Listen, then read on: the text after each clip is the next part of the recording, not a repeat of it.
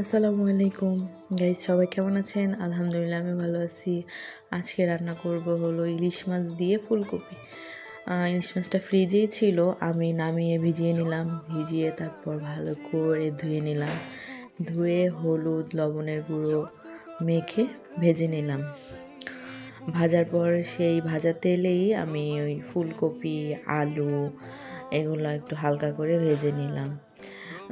এরকম তরকারি ভেজে দিলে আমার কাছে তরকারির স্বাদটাই অন্যরকম লাগে, ভালো লাগে আমার।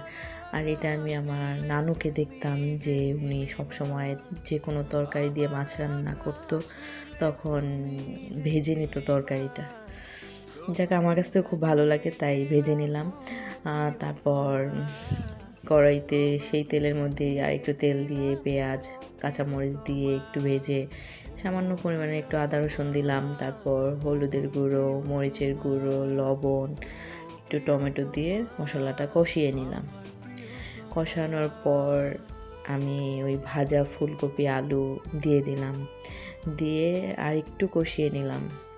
কষিয়ে ঝোলের জন্য পরিমাণ মতো পানি দিয়ে দিলাম। পানি দেওয়ার পর পানিটা যখন ভালোভাবে গরম হলো বা ফুলকপি আর আলু যখন সিদ্ধ হয়ে গেল, তখন ভাজা মাছটা আমি উপরে দিয়ে দিলাম।